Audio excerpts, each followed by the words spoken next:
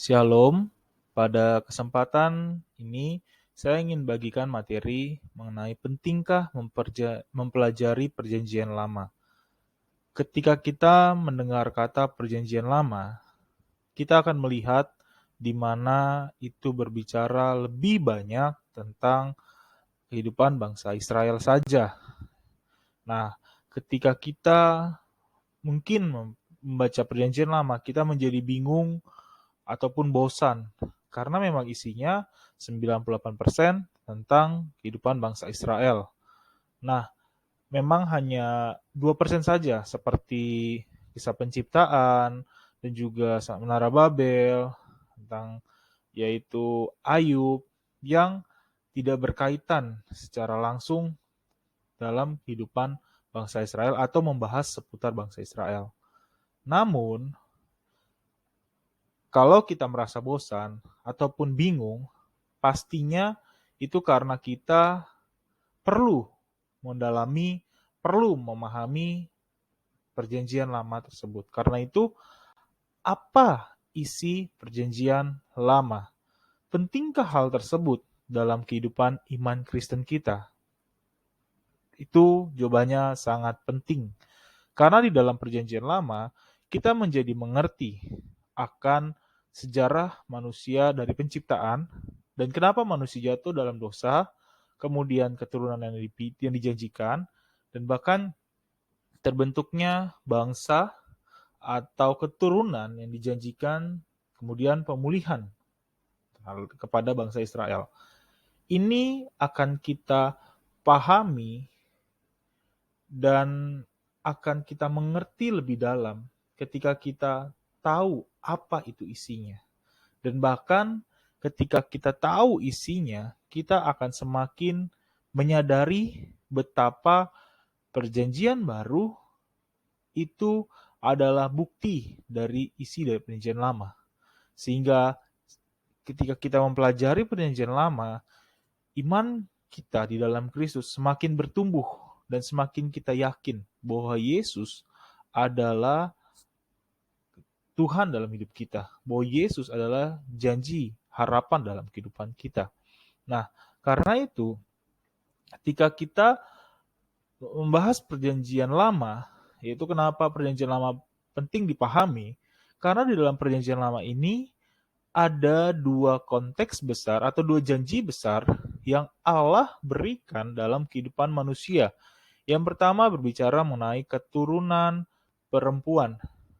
Nah, keturunan perempuan adalah janji Allah yang diberikan kepada manusia ketika manusia jatuh dalam dosa atau sesaat manusia jatuh dalam dosa, Allah kemudian memberikan yaitu jalan bagi manusia untuk mengalami pemulihan keadaan sebelum kejatuhan atau seperti Allah pertama kali menciptakan manusia, yaitu bisa berhubungan langsung dengan Dia.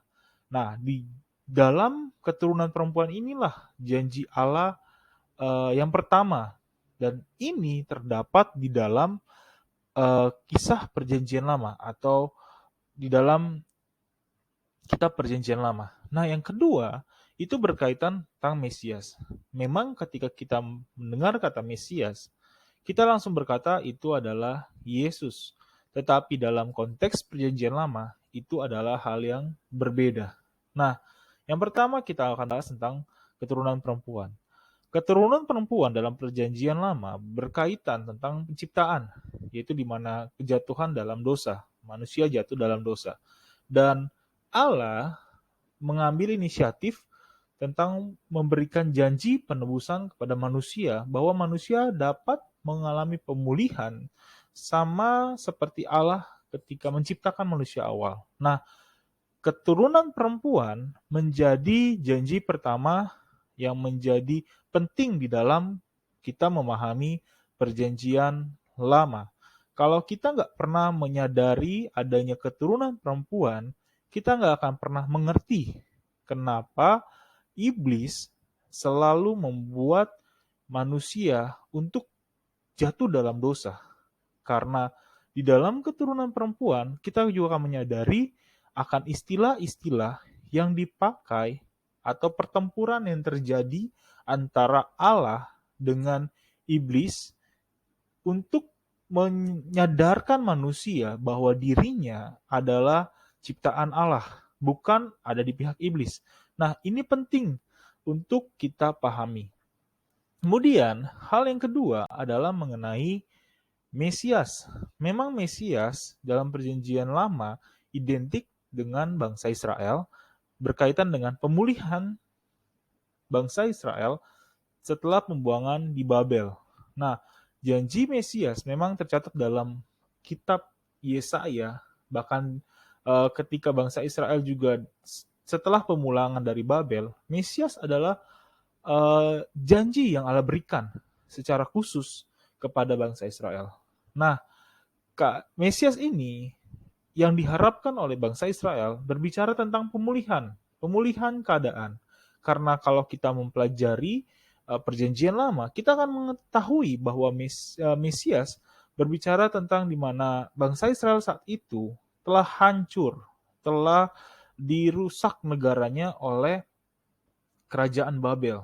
Nah, bahkan hidup mereka dalam penjajahan. Nah, mereka menantikan Mesias karena kalau kita membaca di dalam Perjanjian Baru pun, sampai di dalam Perjanjian Baru mereka tetap dalam penjajahan. Nah, karena itu mereka menantikan Mesias.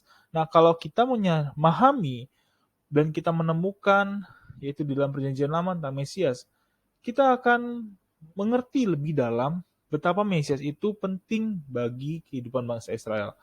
Namun, Allah memiliki hal yang berbeda mengenai konsep keturunan perempuan dan Mesias, karena Yesus Kristus menjadi uh, dua, maksudnya menjadi janji penggenap dari keturunan perempuan dan Mesias ini, ya, di mana Yesus Kristus dijelaskan sebagai keturunan perempuan yang menjadi pemulih hubungan antara Allah dengan seluruh manusia, dan janji akan Mesias tentang pemulihan yang diberikan Allah kepada bangsa Israel. Dan sesungguhnya Allah punya konsep lebih tinggi lagi, di mana Mesias itu pemulihan terhadap hubungan rohani dengan Allah. Nah, bukan hanya secara fisik, tetapi rohani dengan Allah. Nah, Mesias ini itu memiliki tanda-tanda dalam kedatangannya. Nah, karena itu ketika Yesus Kristus, kalau kita baca Perjanjian Baru tentang Yesus sebagai Mesias, kita akan mengerti konsepnya lebih dalam ketika kita mempelajari Perjanjian Lama. Betapa Mesias dinantikan dan Allah menempatkan Mesias, yaitu dalam diri Yesus, sekaligus dengan keturunan perempuan, agar kita yang percaya kepada Yesus bukan hanya mengalami pemulihan secara fisik, yaitu ketika sakit kita menjadi sehat, bahkan ketika kita dalam kebingungan Tuhan berikan damai sejahtera, tapi kita memiliki hubungan dengan Allah. Nah, ini menjadi penting karena kalau kita mempelajari Perjanjian Lama, kita akan mengerti bahwa manusia pada Perjanjian Lama itu ada jarak karena adanya dosa. Tetapi ketika Yesus Kristus menjadi Mesias dan keturunan perempuan yang dijanjikan, maka kita akan menyadari pemulihan tersebut ketika kita percaya Yesus. Jadi, pertanyaannya, pentingkah mempelajari Perjanjian Lama? Tentunya jawabannya adalah penting. Karena dari situlah kita mengetahui kenapa Yesus disebut sebagai Mesias dan keturunan perempuan, dan ketika kita memahami hal tersebut, kita semakin mengerti betapa apa yang kita percayai itu benar-benar nyata dan tidak salah. Karena itu, demikian materi yang telah saya sampaikan, sekiranya memberkati. Shalom semuanya.